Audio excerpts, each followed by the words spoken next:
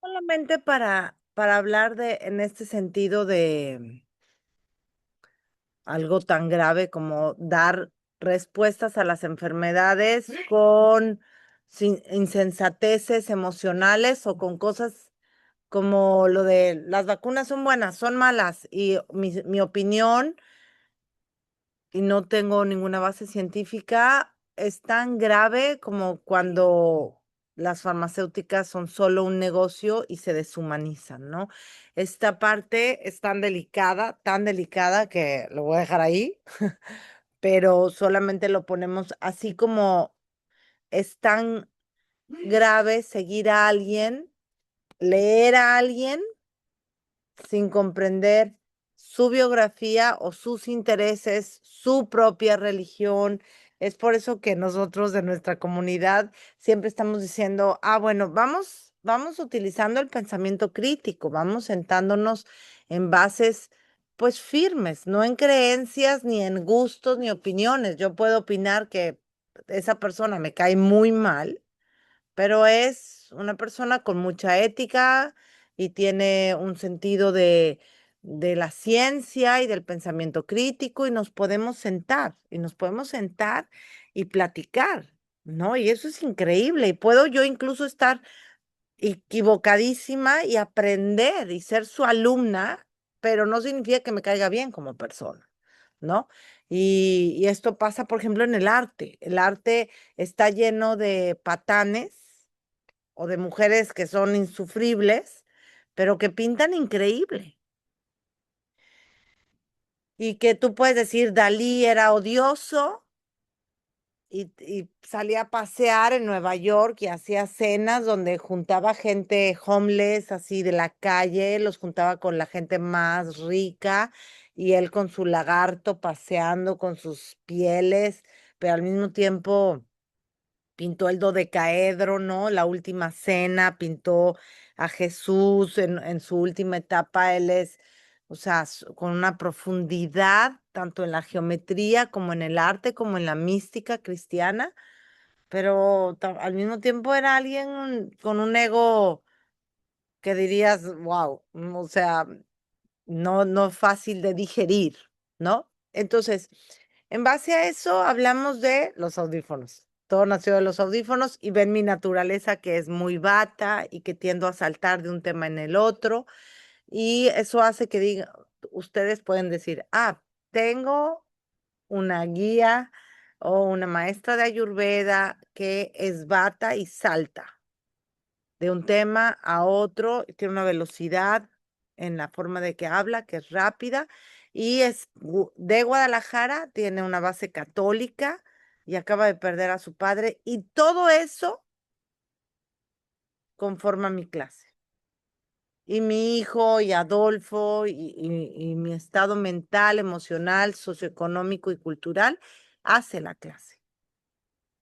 ¿Y por qué pongo todos estos temas? Porque este libro está hecho de todas las circunstancias, vivencias de Nussbaum. Y cuando leemos a alguien, yo creo que hay que darnos un minutito de leer su bibliografía, de entender que fue una mujer que peleó con su padre, que se rebeló, que se casó con un judío, que se convirtió al judaísmo en rebeldía con su padre, pero que fue su padre quien promovió más que nadie que ella fuera una gran filósofa, y apostó por su mente, ¿no? Y creo que tenía una rabia muy grande la hermana, con la hermana, la mamá. La hermana creo que termina siendo una gran directora, pero nadie como ella, que, ¿no? Harvard, reconocida, títulos por todos lados, premios. mm. Entonces, eh, lo pongo ahí porque tenemos que comprender que los gobernantes, si nosotros comprendemos su religión, vamos a entender más de sus decisiones económicas y políticas. Y en esta clase, más que más información, yo sigo en el perdón, en la genealogía, y pasé ya para que más o menos quien quiera estar leyendo, o sea, aunque las clases son mucho más orgánicas, no tengo más como estamos en tal lado, si alguien quiere hablar de uno de los temas de cualquier lado del libro, lo puede hacer, pero todavía no es, ya estoy leyendo la esfera íntima, ¿no? Las relaciones íntimas en la trampa de la ira, porque pues una cosa es hablar de el asesinato, ¿no? Y otra es de que Orestes mató a su madre. O sea, una cosa es hablar de la ira con el que te roba en la calle un desconocido y otra es que tu hermano te robe la herencia, que tu padre te traicione y te violente físicamente. O sea, esta es una de las áreas que toca Marta Nussbaum y, y no podemos separarlo del tema de Dios. Entonces, no podemos separar la ira y el perdón de lo religioso, como no podemos separar, y hay unos videos increíbles de por qué los judíos y la gente que tiene una visión sobre el dinero de mucha bonanza y de como que no me relaciono con el dinero de una manera con culpa, ni que tener dinero está mal, ni que solo los pobres entrarán al reino de los cielos.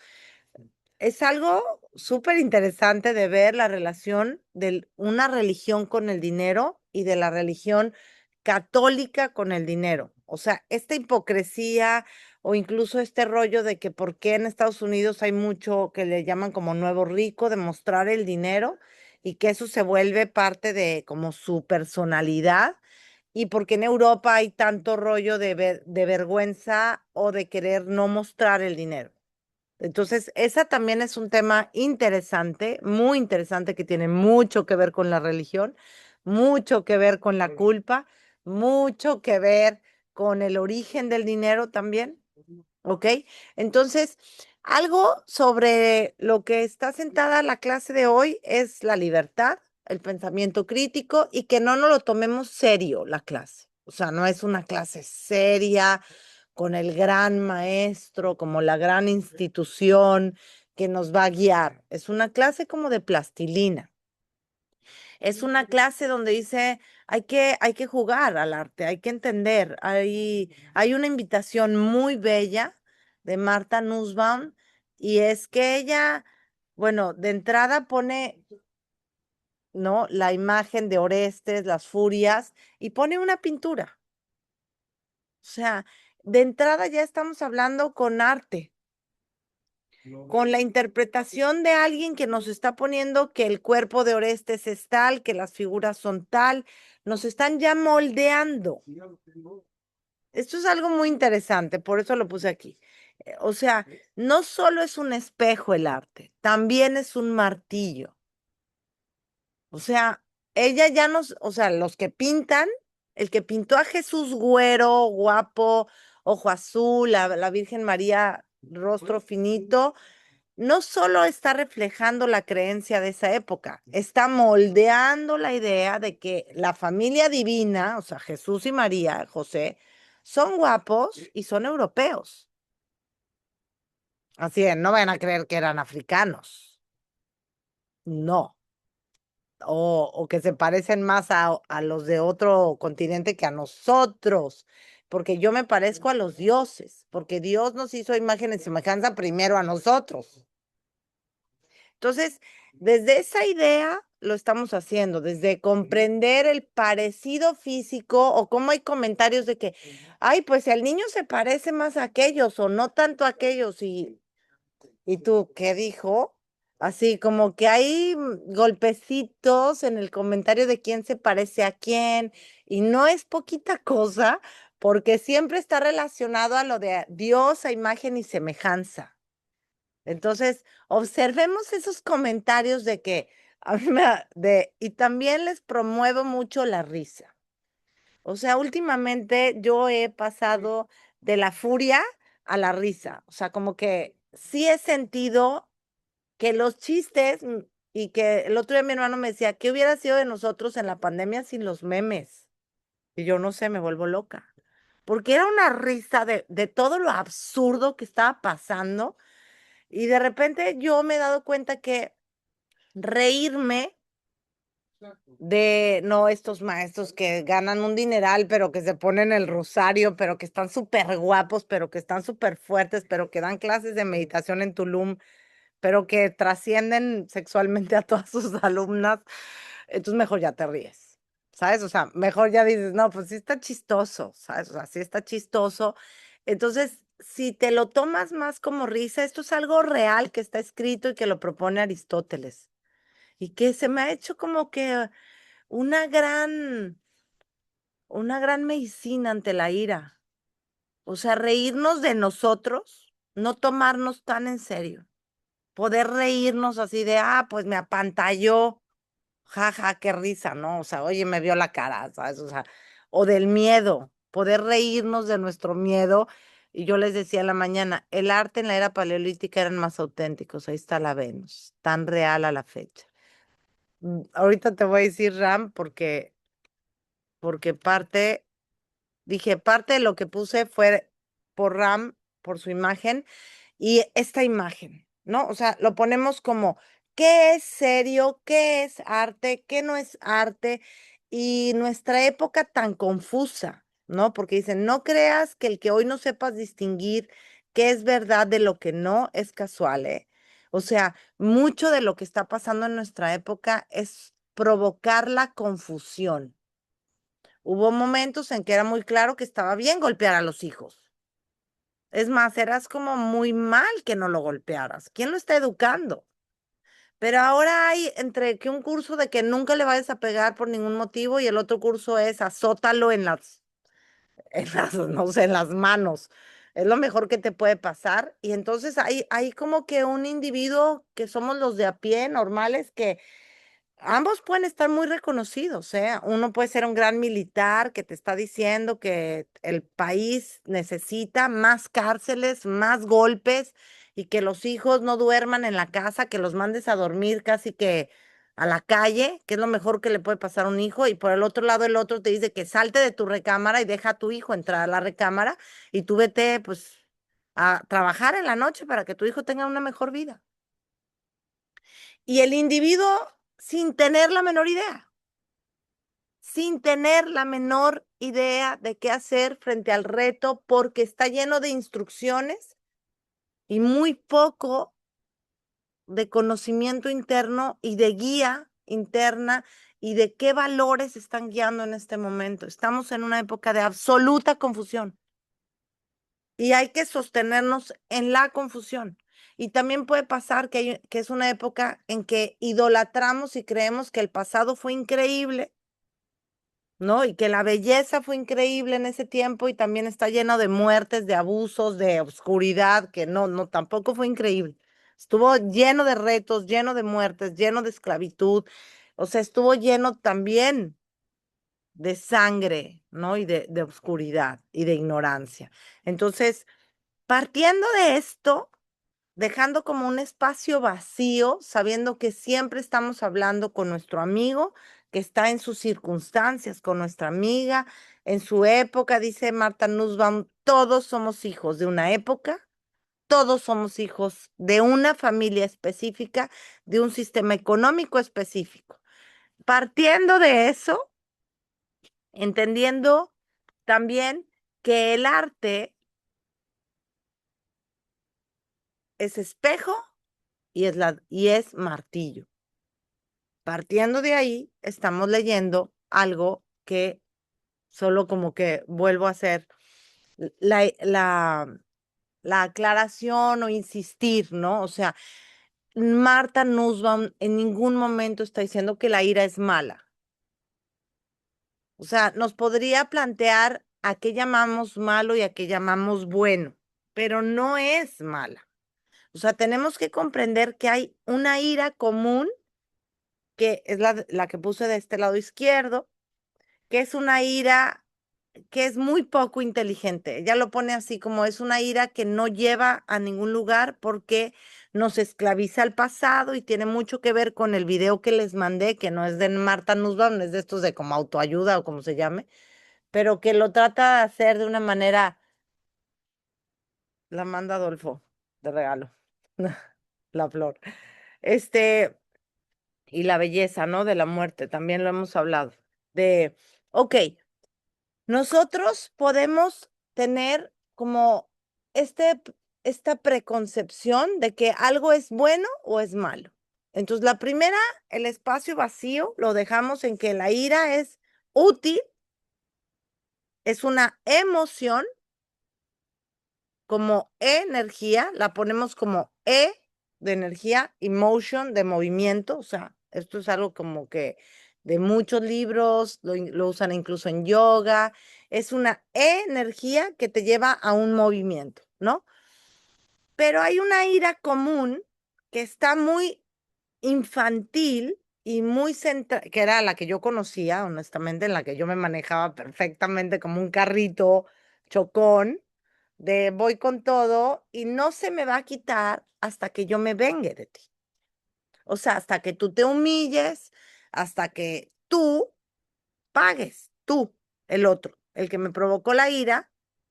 Y ella lo propone, bueno, no solo ella, sino Aristóteles y nombra a varios, en el que volteas y dices, oye, vamos analizando muy bien qué tan narcisista es esta ira y qué tan poco benéfica es para el grupo y para el grupo, o sea, el cuerpo, ¿no? El que tiene que cargar con la ira.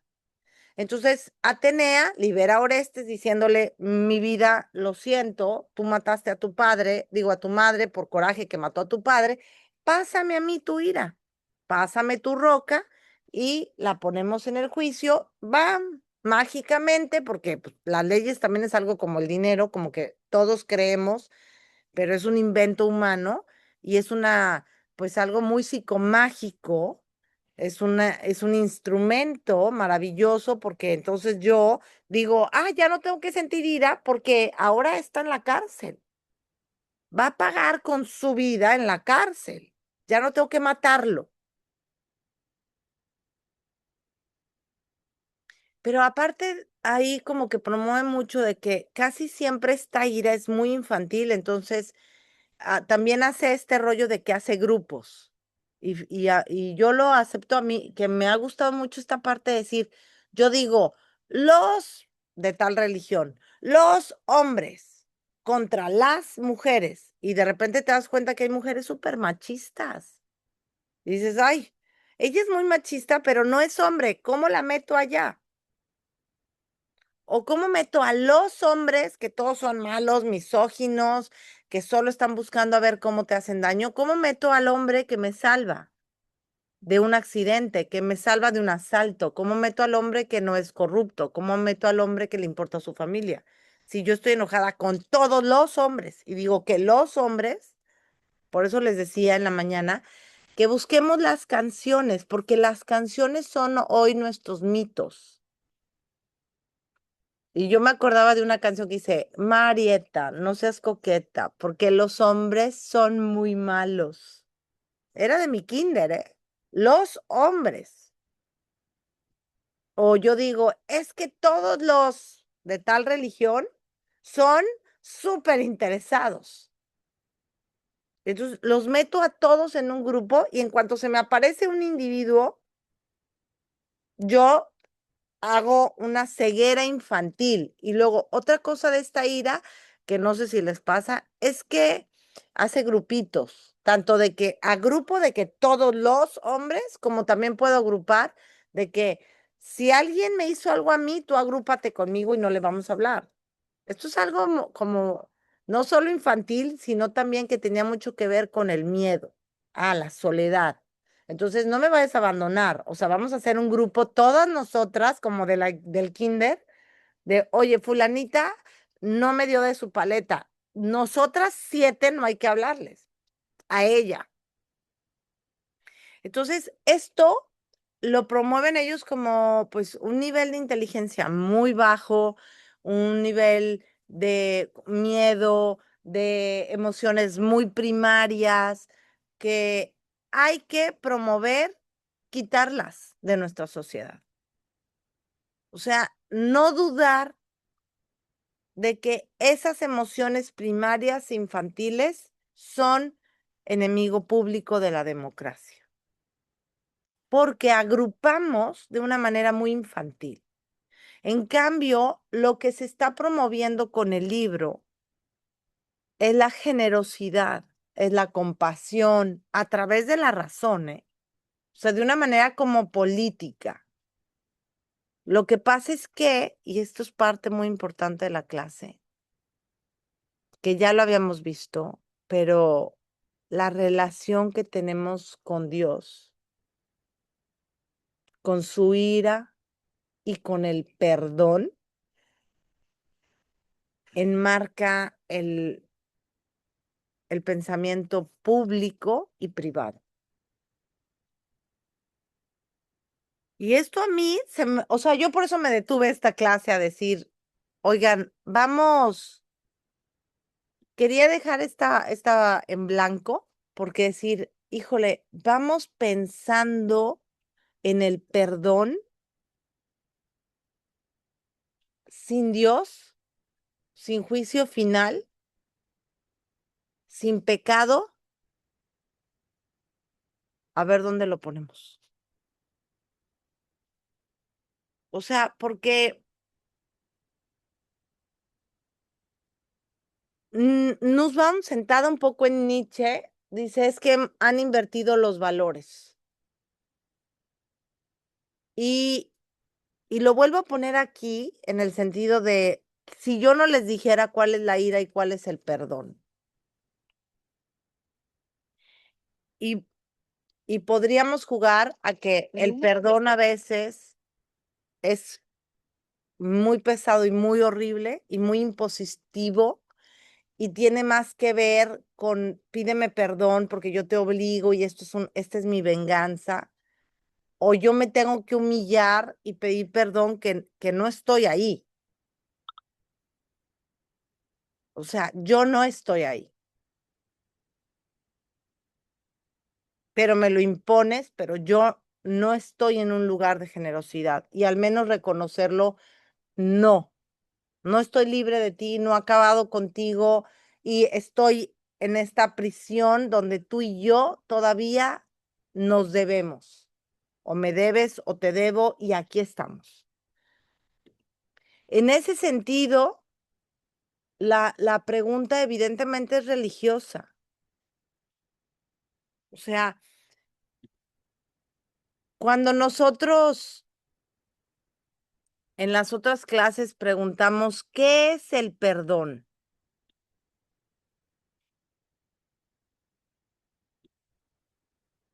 ¿Cómo llegamos al perdón? No, pues que es un don, que es un dar, que es algo muy bello, es algo muy que Jesús nos enseñó y entonces es como un mandato religioso, es perdonarás a tu prójimo como a ti mismo o amarás a tu prójimo. El mandamiento es amarás a tu prójimo como a ti mismo, amarás.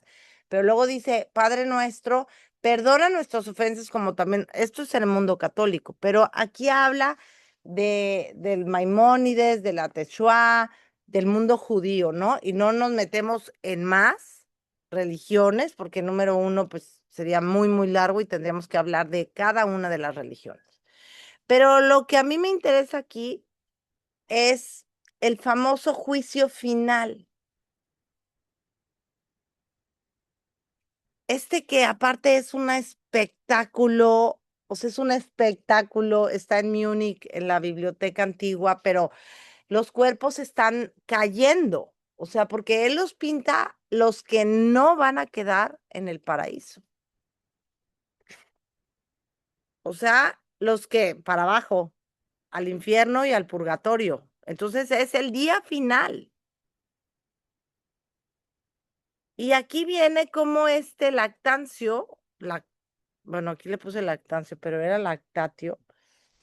Ahorita les voy a poner el nombre bien. Habla, es el asesor de Constantino, o sea, los creadores del mundo cristiano católico de manera política, ¿no? Cuando fue todo el tema de Constantinopla, y este hombre tiene que decir, tiene que elegir una religión y dice, no, bueno, pues si no hay ira, si no hay castigo, se va a acabar la religión, porque es Dios la relación del hombre con su miedo, del hombre con el castigo, del hombre con cómo funciona en el mundo. El control del hombre tiene que ver con esto, con el juicio final. ¿Quién no mataría? ¿Quién no robaría? Si no hubiera ley, si no hubiera juicio? Pero aparte, o sea, no sé, aquí hay abogadas que nos dijera Cori, ¿cómo se portarían los que ella divorcia sin ley? O sea, si no hubiera leyes, Pedro Pablo Rubens. Ahorita les mando la ficha de la obra.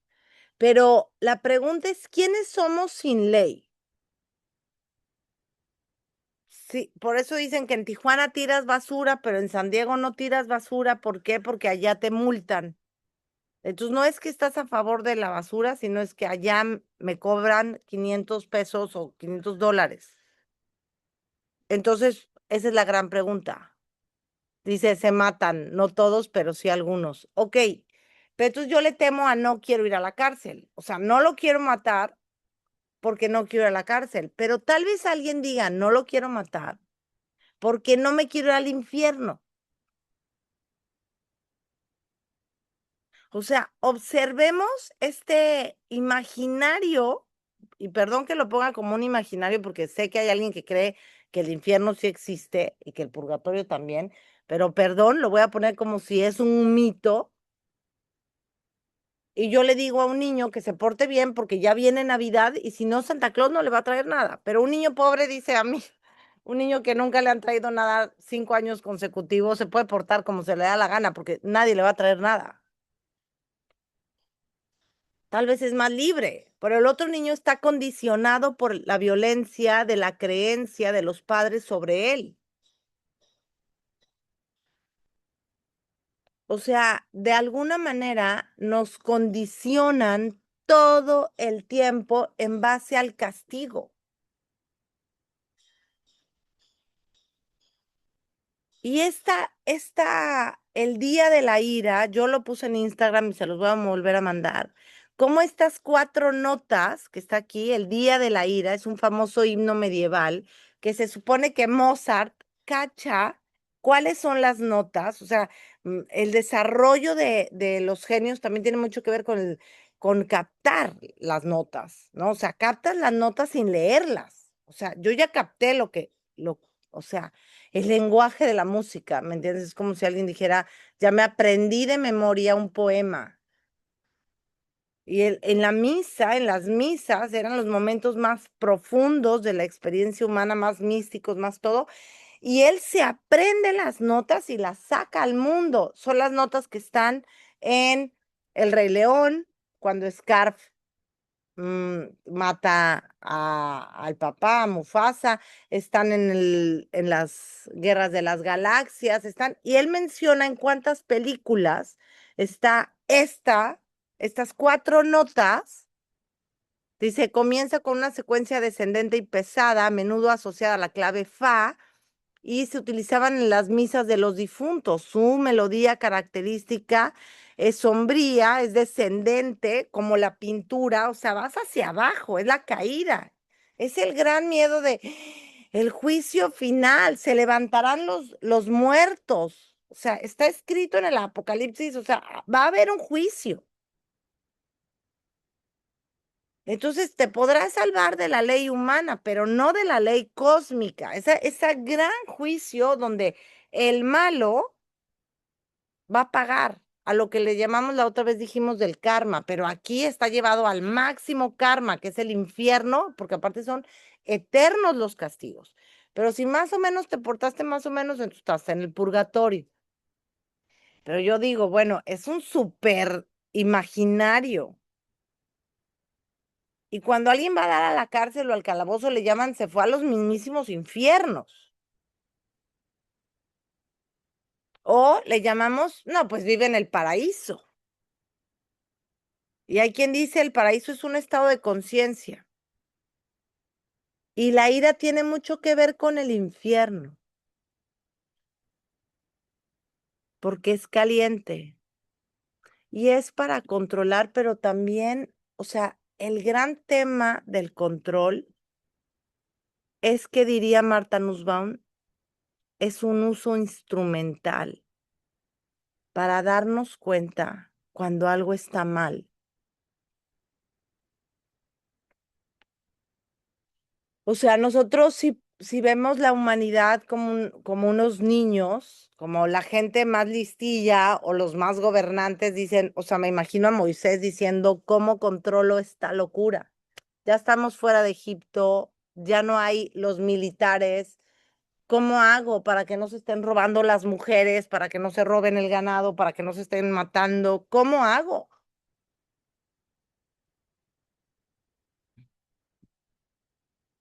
Lo podríamos entender como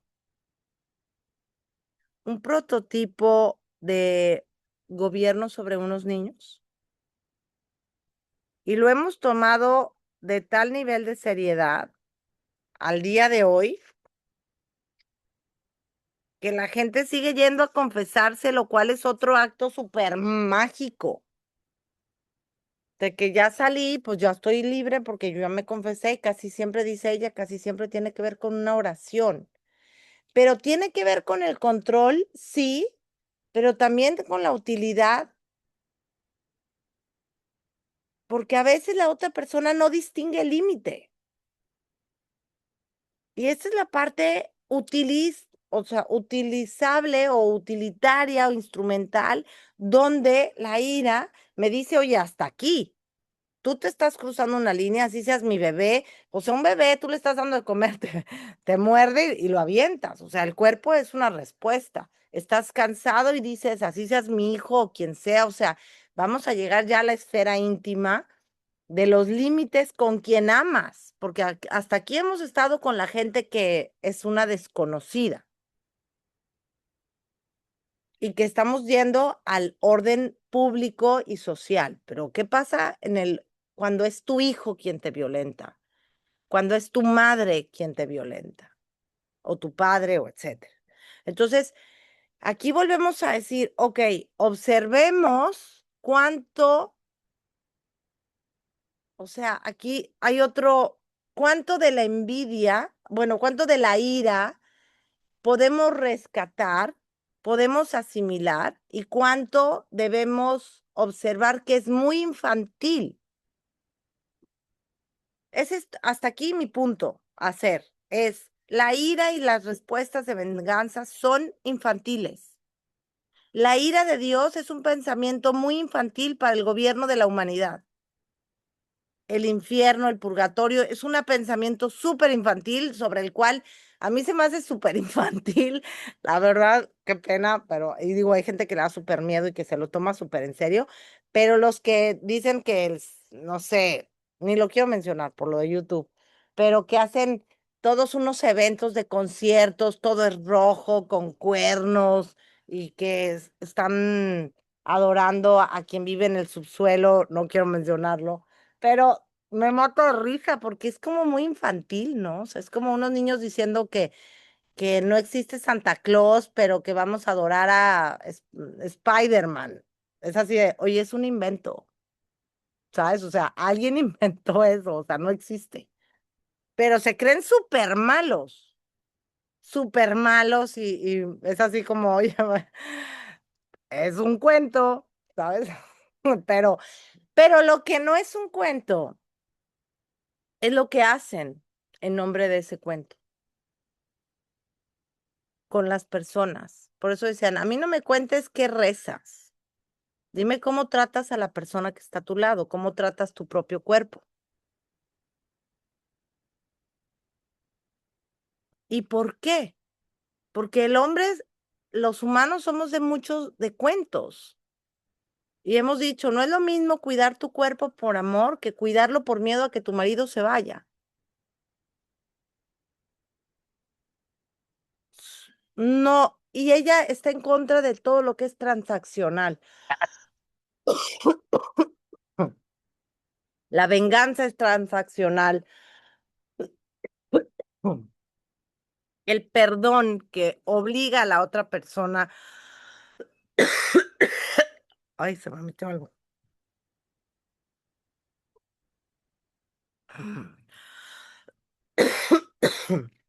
Ella nos dice, ¿te crees muy bueno? Perdón. Pareciera, y por eso puse esta, que nos hace pensar en el perdón como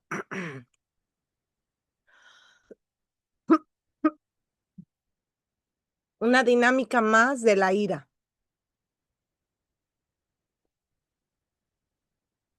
Es como no está separado la ira y el perdón. Y el perdón es un ejercicio muchas veces narcisista y que juega a someter al otro, a quitarle dignidad y a sentirse más que el otro. Es una postura fuerte. Me gustaría también saber ustedes qué piensan, pero ella lo dice, no solo revisemos la ira, es más, no se puede revisar la ira sin revisar el perdón. Y los dos deben de someterse al fuego.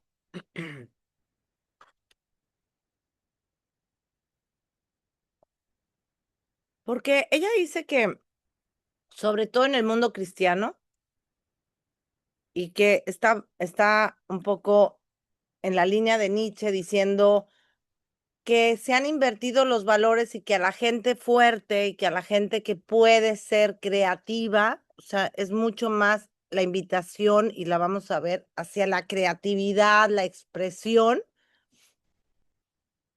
que el sometimiento a la supuesta bondad del que perdona. Supuesta, ¿eh? Porque dice, romper la cáscara de la tradición. Yo les dije en la mañana, busquen canciones que hablen del perdón. Busquen canciones, porque esos son nuestros mitos modernos. Las canciones son lo que en un momento fue Medea, ¿no? Menciona Medea, que la vamos a ver, es aquella mujer que cuando su marido la traiciona y se va a casar con otra, se les aparece, les manda un regalo de bodas, que es la cabeza de sus dos hijos, para decirle, toma, aquí están tu regalo de bodas, felicidades, salud. Mm. Y todos así de, ¿cómo? Pero una mamá que mata a sus propios hijos, sí, una mamá que, ese es mi ira. El lugar que yo le doy a mi ira es matar a mis propios hijos. Satnam, a ver cómo te sabe. Y, y aquí habría que decir, hay que perdonar a Medea. Y un día también menciono a mi abuela, que dijo mi papá, bueno, usted la perdonamos, dijo, pero ¿quién dijo que me arrepiento? ¿Quién pidió perdón? Yo no. Y yo me quedé realmente en un shock, ¿eh? Porque ella se lo contestó así de, pero ¿y quién dijo que, que yo estoy arrepentida de entrada? Y dos, yo no pedí perdón. O sea, no sé quién quiere. Tú quieres perdonarme, pero yo no he pedido perdón. Porque no reconozco que me tengo que arrepentir. Y este es un acto bien importante, que el otro tiene que expresar arrepentimiento. ¿Y cuántos torturados firman que sí, que fueron? Pero porque están torturados. ¿Cuántas mujeres fueron quemadas para quitarles sus terrenos y les dijeron brujas que hablaban con no sé quién y también otra vez el del subsuelo? Pero solo era para quitarle su dinero. Y así inventaron las brujas, solo para quitar el dinero a mujeres que vivían solas o que tenían relación con las plantas, con otros saberes que querían gobernarse solo desde un centro de poder. Pero entonces vemos que el perdón tampoco es solo bondad. Digo, yo me volví a detener tercera clase en esto porque creo que la segunda también yo estaba como que en tantas cosas, es que es tanta información, pero solo vuelvo a poner aquí, oigan, hay que hacer un espacio vacío y puse las letras así para decir, hay que romper con la cáscara.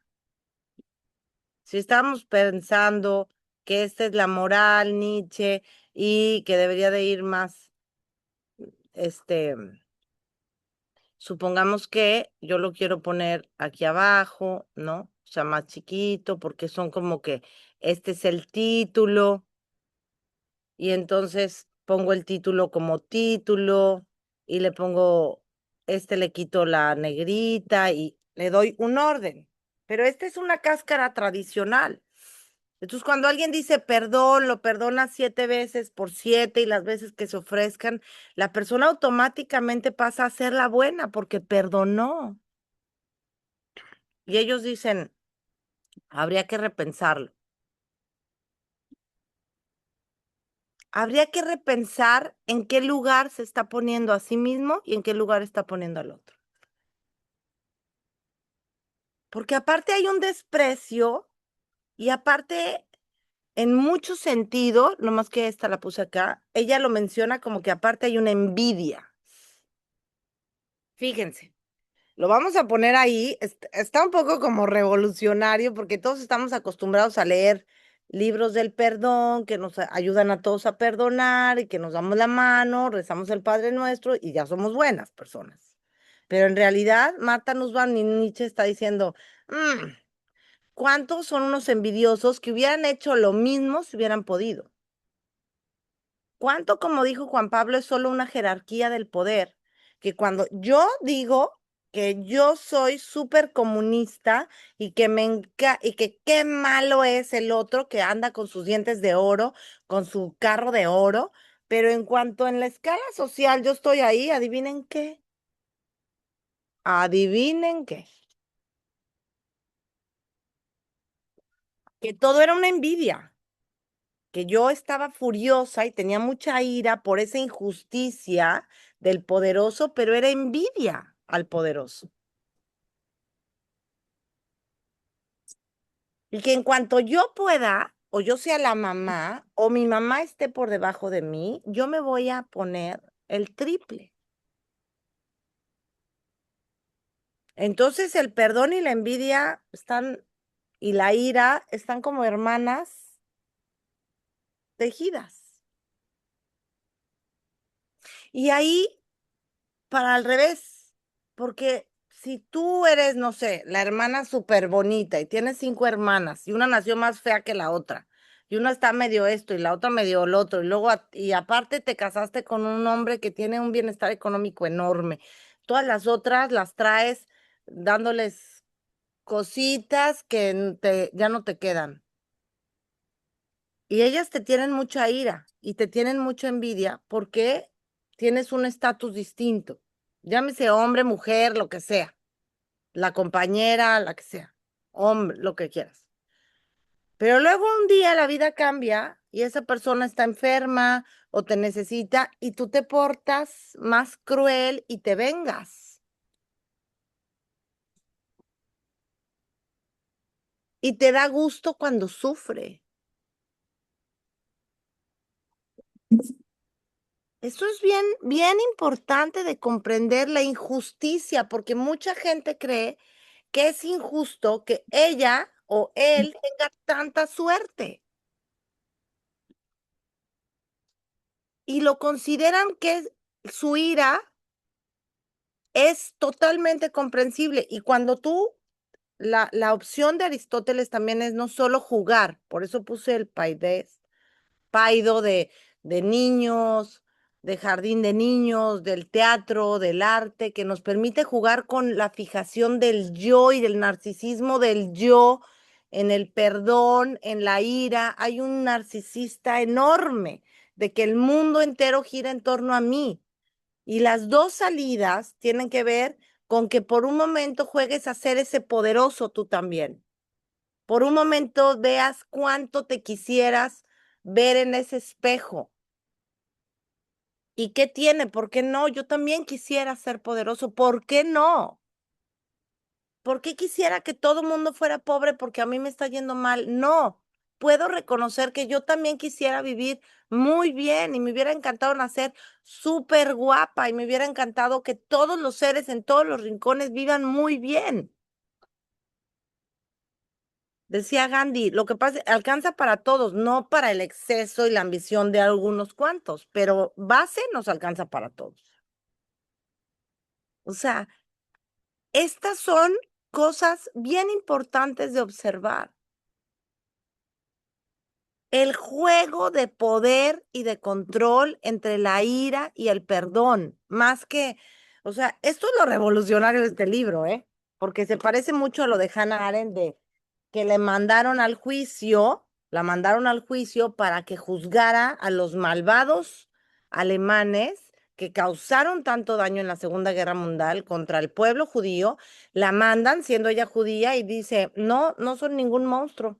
Este hombre era un hombre solamente obediente, que no tenía pensamiento crítico y que no tuvo capacidad de decidir, pero no, no es ningún monstruo.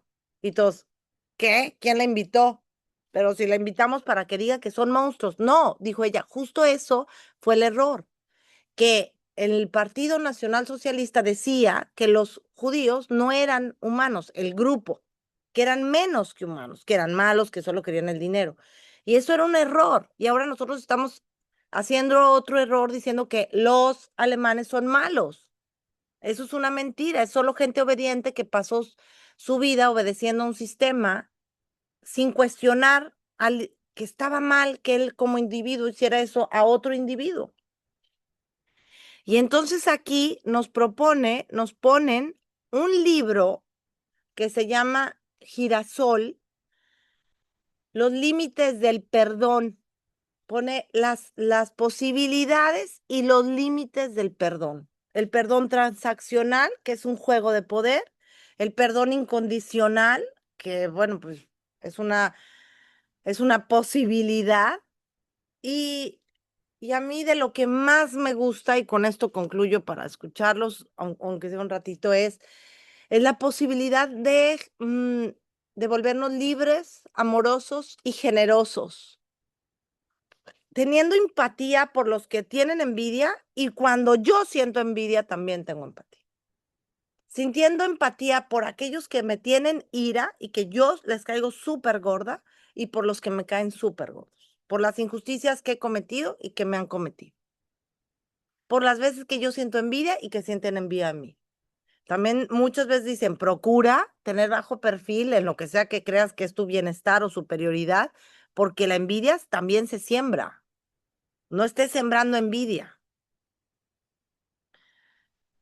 Son dichos que dicen, oye, no andes presumiendo a tu marido ni tu muchacha, o no andes presumiendo qué bien te sale porque te van a pedir para la siguiente, o sea, como que estos dichos, ¿no? Yo les pido que todo lo que estoy diciendo, tal vez a veces el libro es muy pesado porque ella de repente, aparte es una traducción, pero please, nosotros saquémoslo, nuestras conclusiones de nuestros propios dichos, veamos qué creemos del perdón, de la ira de Dios, del juicio último, de cuántas veces no haces algo porque no me quiero ir al infierno, porque no me quiero ir a la cárcel. Ese miedo a la ira de Dios, al castigo eterno, porque, o sea, ¿es amor a Dios, es amor a tu prójimo o es miedo al castigo y a la ira de Dios? Eso es esta clase. Y este hombre le pasa que pues lo tienen en un campo de concentración, no es judío en Polonia y de repente pues lo cambian a un hospital a ser intendente o algo y llega un soldado alemán muy lastimado, ya va a morir, y pide confesarse con un judío. Quiere pedirle perdón a un individuo judío porque no vuelve a lo mismo de que los ve como un grupo. Y él se queda callado, le hace la confesión de cuántos mató, de todos los abusos, de que le prendió fuego a unos viejitos y que, bueno, todo, Y, y le entrega una carta que si se la puede llevar a su mamá. Él ve la dirección y un día va y visita a la señora. Y la señora le pregunta por su hijo, que cómo se portó, y él dice, No me atreví nunca a decirle, creo que le mintió, ¿no? O sea, yo investigué un poquito el libro, me metí ahí en YouTube, se llama El Girasol, pero híjole, o sea, son procesos súper fuertes porque estás hablando de algo que te toca solo por ser parte de un grupo. O sea, ni siquiera es que por individuo, es solo porque, no sé, eres los Titi. O sea, en Ruanda creo que pasó lo mismo, era solo por el ancho de una nariz, era una clase social, pero nadie, era una clase que tenían puerquitos en vez de vaquitas, una cosa así. Entonces unos se fueron contra otros y los perros se volvieron caníbales, murió tanta gente, nadie comía peces porque había tantos cuerpos humanos en el lago. O sea, somos capaces de cosas fuertísimas. No hay solo un genocidio, ¿eh? No es, hay muchos, muchos. Y hay una posibilidad de volver a poner esto en blanco. Yo les invito a poner la moral en blanco y a preguntarnos realmente cuándo perdonamos, por qué perdonamos y si es por la moral cristiana y si es por creerte superior al otro.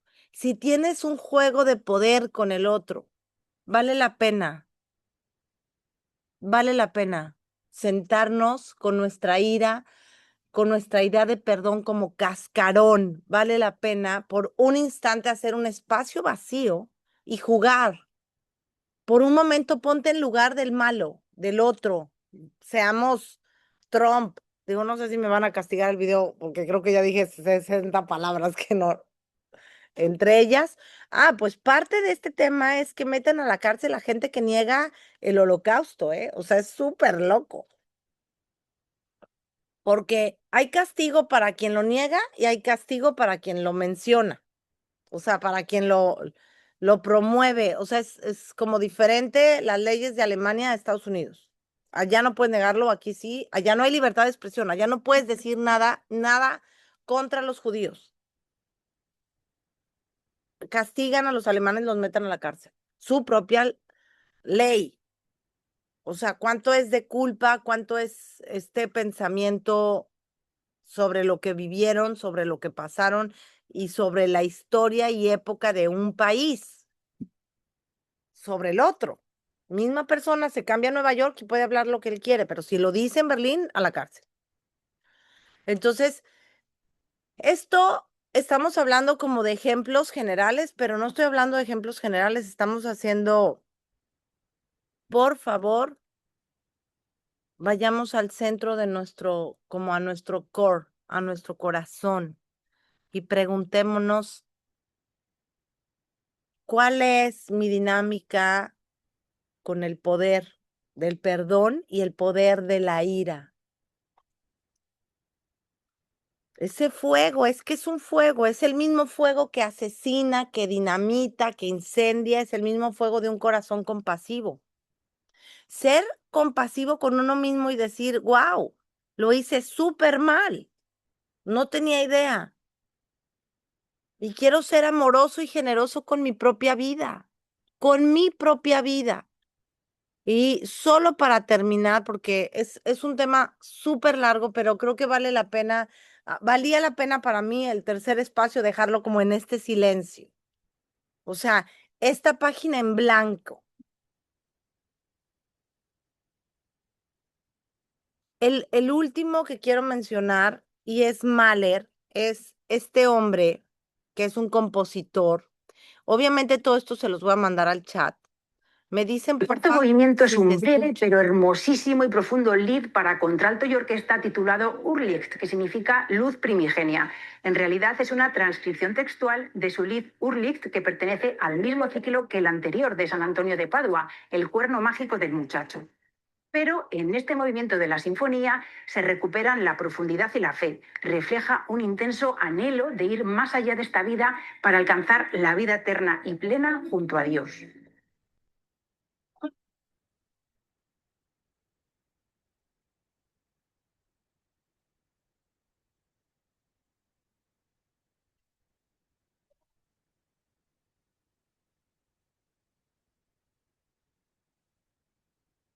Por fin llega el quinto movimiento, que es el más importante y el más largo de toda la obra. Dura una media hora y utiliza todos los efectivos orquestales y vocales de la sinfonía, incluidos el coro y el órgano.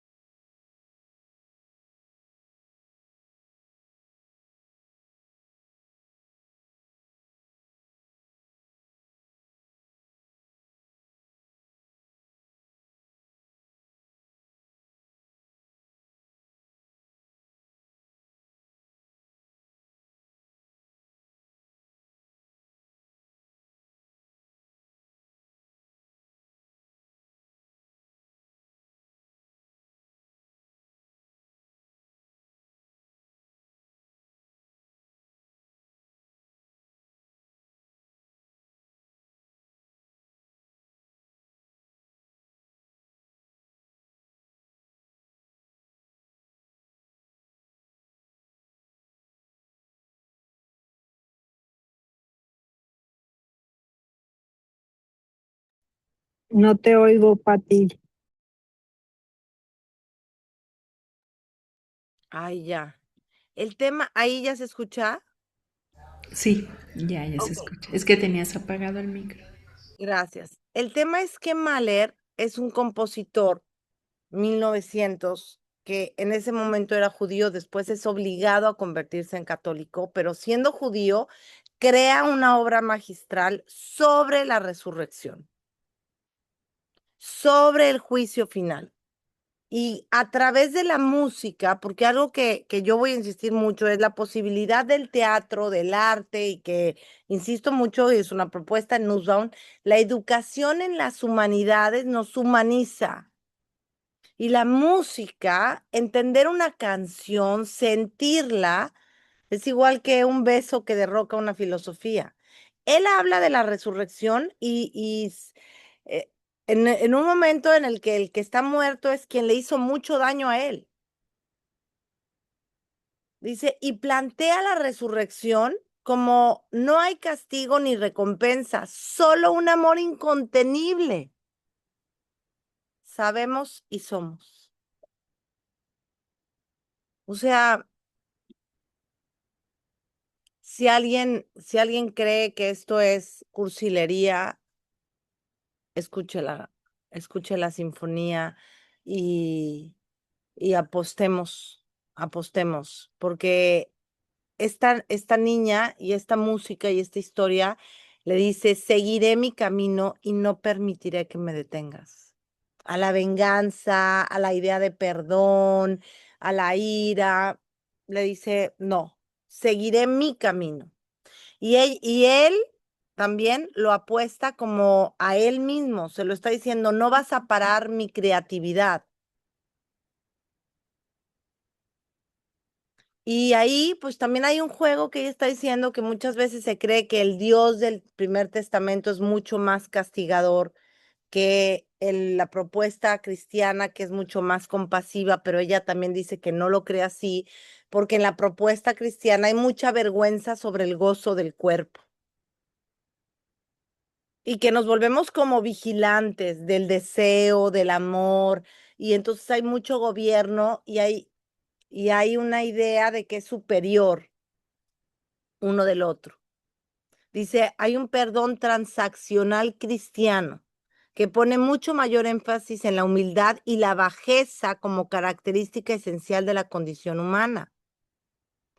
Y ella dice que en la Teshuvá judía instan en la preocupación y desalienta el orgullo y la confianza, pero nunca asevera que el ser humano en cuanto tal sea bajo y no tenga valor. Esto a mí se me hace central, así como núcleo. No importa si es de una religión o de otra, es si en el fondo creemos que somos poca cosa. Si en el fondo creo que está bien, pecó porque pues somos carne débil, somos una bajeza. Y este hombre en esta obra está diciendo, no tengo, no hay castigo ni recompensa, solo un amor incontenible. Sabemos y somos. Es como esta respuesta que en la lucha que hace el ángel con el que será Israel, que es Jacob, primero le dice, ¿quién eres? Dame tu nombre. Y le dice, yo soy el que soy. Somos y sabemos. Seguiré mi camino y no permitiré que me detengas. Dice, el proceso del perdón en sí mismo es un proceso inquisitivo muy severo. Exige confesión, llanto, gemido, sentido de bajeza, la falta de valor esencial de uno mismo. El penitente simplemente se atormenta y te dicen, en el pecado llevas la penitencia. El proceso de la Teshuvá concede cierta dignidad y amor propio a ambas partes que pueden preservar la privacidad de pensamientos y deseos, porque aparte dice que el gobierno cristiano tiene mucho que ver, por ejemplo, con las fantasías sexuales. Y nos creemos muy buenos, todos aquellos que decimos como, como que tengo una superioridad moral porque me porto muy bien en base a los cánones morales de la tradición, de la cáscara, pero soy superior a ella o a él, que es un licencioso. que pues es gente así como, míralos, ya los dejan hasta casarse. Qué buenos somos. Mira, ya hasta derechos tienen.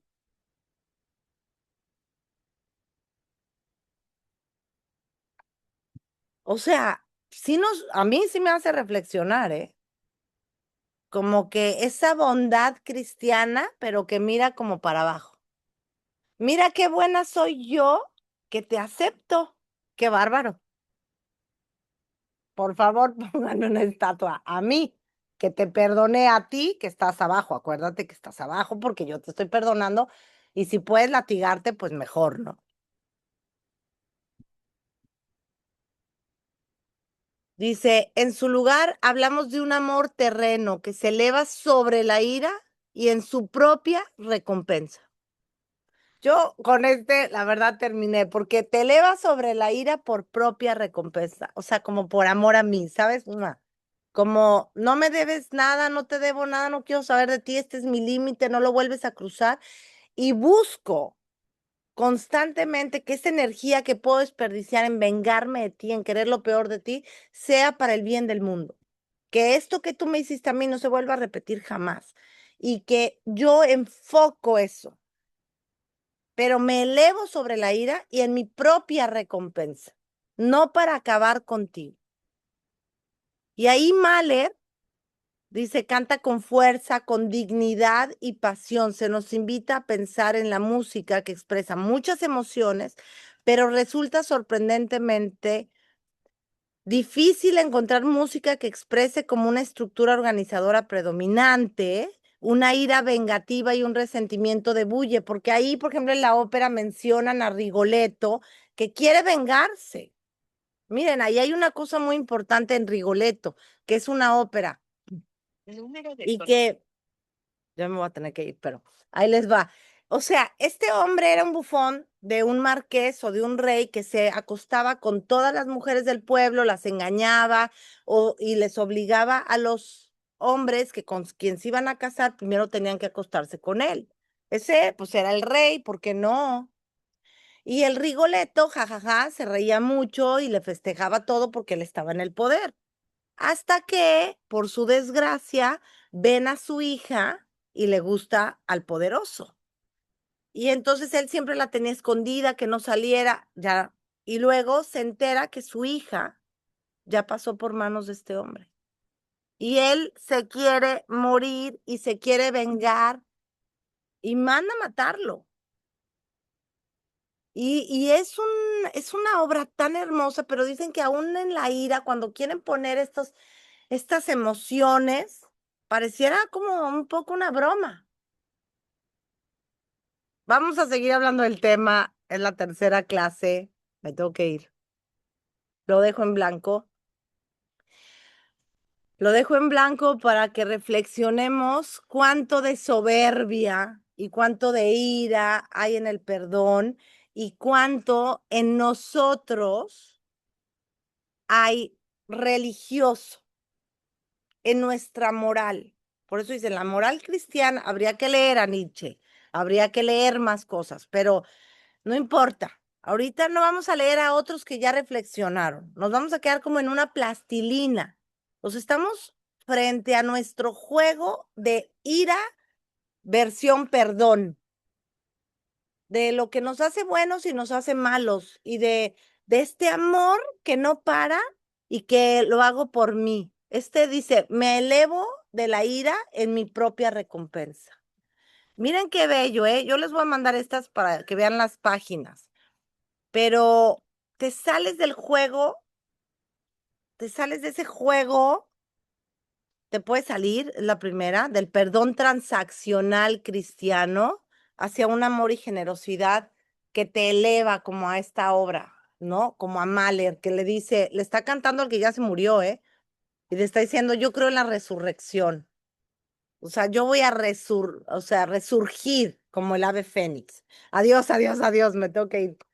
Pero creo que vale la pena. muchísimo que le den una repasada a toda esta parte de Mahler antes de irnos a las relaciones íntimas, porque si no, no va a ser otra vez la moral cristiana de, ok, perdona a tus semejantes y, ok, pon la otra mejilla y en realidad es un juego de poder transaccional. No viene del gozo, de te perdono porque mira, va y me elevo. Bueno, adiós. Besos. Por favor, escríbanme en el chat cómo se sienten, dudas, preguntas. Y el lunes, 7:30, hacemos nuestra tertulia, bueno, nuestro gotecito para escucharlas. Ok, Adiós, adiós. bye, buen día, adiós. Buen día. Gracias, gracias. Bye, bye. Gracias, adiós. Adiós, Juan Pablo, Bye. Gracias, Amada. Buen día a todos. Sheila, Gracias, bye, gracias. Marta, Antonia, todas. Ram, adiós. Ya no alcanzamos a llegar a la Venus, Ram, para la otra.